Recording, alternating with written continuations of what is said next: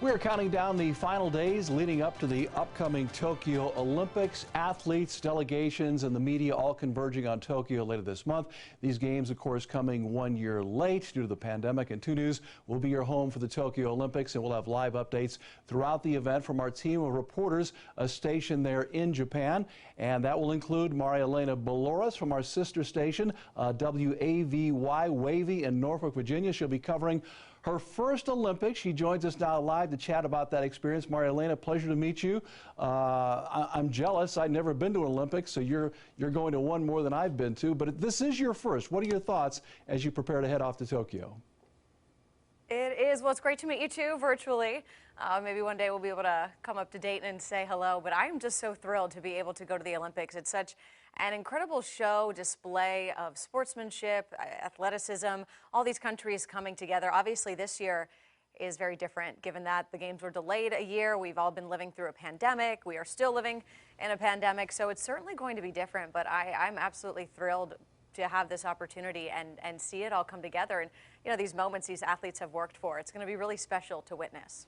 Yeah, the fact that it is, 1 year late, and of course, for the longest time, we weren't sure these Olympics were even going to happen at all. But I think, thankfully, we're all glad that we are going to see them at least 1 year late. But as you mentioned, this is your first. You really can't compare it to anything else. But this is going to be a different kind of Olympics. We know the athletes, it's going to be a different experience for them. They're going to be pretty much, isolated in the village. They'll go to practice, to, compete in their events and to eat. But, I guess the bad news is they're not going to have the true Olympic experience, at least from what I understand. They're not going to be able to, mingle with other athletes from around the world in the Olympic Village like they typically do. So that's a bit unfortunate. But what do you know about, what it's going to be like, what to expect?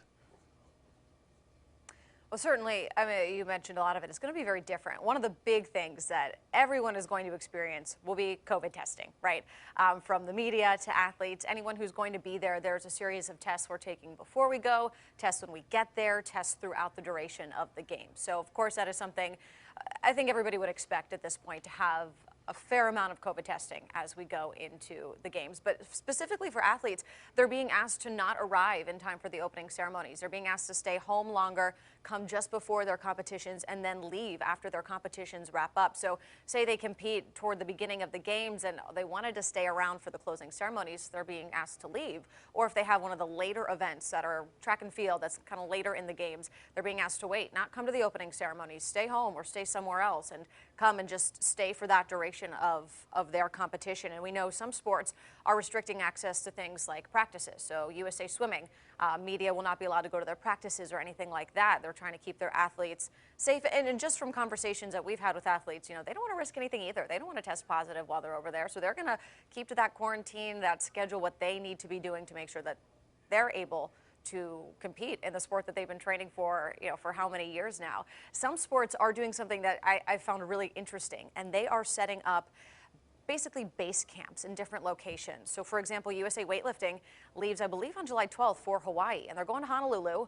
All 8 of their weightlifters, their coaches, their families, and they will be in Hawaii until they depart for the middle of the games to go to Japan to compete. But their families and their coaches will stay in Hawaii, or the families, I think coaches can go, but since families can't go, they'll stay in Hawaii.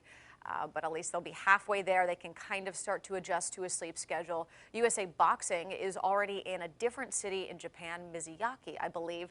My pronunciation may not be perfect on that. I still got to work on my Japanese. But they're already in Japan in a separate city. They quarantined. They're going to train there, and then they'll just go to Tokyo for their competitions and head home. So certainly, like you mentioned, it's not going to be that big group together in the Olympic Village, opening and closing ceremonies. It's going to look very different for everybody involved, especially the athletes. Yeah, that is all very interesting. Let me ask you next about just what you expect personally, what your personal experience you think will be like as a journalist. What kind of access will you have? Will you be able to actually see any of the competitions? You're going to be pretty much locked down in the media center. Do you know yet? That's a good question. We don't know the exact answer to that yet. I think this week is going to be an interesting week. We know that COVID cases are rising in Japan. There's talk of a new state of emergency going into effect that would last the duration of the game. So that when we get a little more information on that, I think we'll have a better sense of what it will be like. At this point, we know that we are able to go to Olympic venues. We have to take specific transportation. There are certain requests and schedules, and everything is going to be very planned out. Obviously, we'll be in masks the whole time. We have certain apps that the Japanese government is asking us to use that are kind of like contact tracing apps, just to see who's been near each other. So that will definitely be an interesting part of the experience. So at this point, we should be able to go to venues, talk to athletes, masked up, 6 feet apart.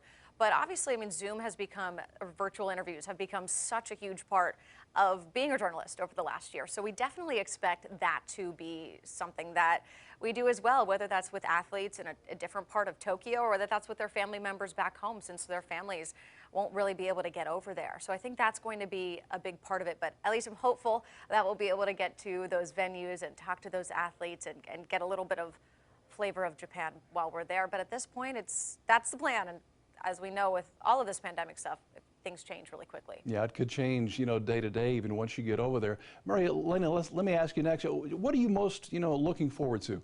What are you hoping to experience? What types of stories can we expect from you in your time there in Tokyo? Well, obviously there are so many amazing athletes, right? And they work their whole lives to be at this point. You have the big names. You have Simone Biles, Simone Manuel too, she's swimming, Katie Ledecky, those big names that everybody knows and cheers for. But then you have some of the athletes that maybe aren't on as big of a platform at this point in time. This is their first Olympics and they're a little bit younger, and I think telling their stories is going to be really, really cool. We have some local athletes from our market. I know there are some from Dayton that maybe have those unique stories that people back home, I think, would be really intrigued to find out. How did they get to that point? What has inspired them to put in the hours and the days and the weeks and the years to compete and to be at that level? I mean, it's such an elite level that these athletes are at, and the work that they've done to get there, that I think being able to share that with people back home, kind of give them that inside look into what these athletes have gone through it, and then what this Olympic experience is like for them. For some of them, it's a once-in-a-lifetime thing, and it's in a pandemic, and that's unique, and that's different. So what's that going to be like? And that's what I'm really hoping that we are able to share with everybody back home, that kind of inside window into what the athletes are going through and what that experience is like for them. Maria-Elena, I also hope that you get a chance to get out somewhere and experience, Tokyo and the Japanese culture. I was able to visit there many years ago. I visited both Tokyo and Osaka. Japan is an absolutely amazing place. The cuisine is phenomenal. The people are great. And hopefully you will get out and get a chance to get a taste of that and maybe share some of that with us as well.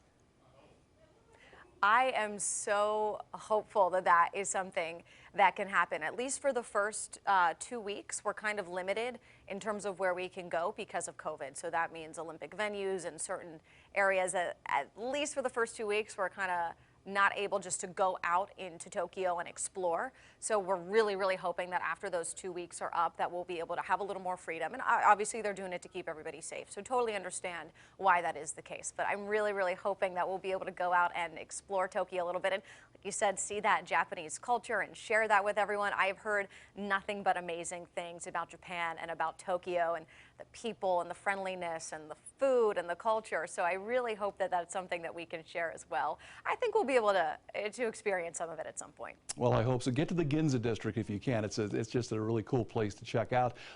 Been fun chatting with fellow news anchor Maria-Elena Valoris with our sister Nexstar station, WAVY Wavy in Norfolk. Safe travels to you. Please stay healthy, stay safe, and look forward to chatting with you. I'm sure the next time we talk, you'll be in Tokyo. So have a great trip, a great experience. Yes. Thank you for your time. Thank you so much for your time. It's great to talk with you. I'm excited. Yeah, it'll be a couple of days, couple of weeks, and I'll be talking to you from Japan. It'll be great. So all right. Hopefully the jet lag's not too bad for you. Maria-Elena, thank you so much. And again, the Tokyo Olympics begin July 23rd, runs until August 8th. You can watch, of course, all the live coverage here on 2 News. And for complete coverage of the games, you can always go to WDTN.com. Thanks for joining us. I'm Mark Allen. Take care.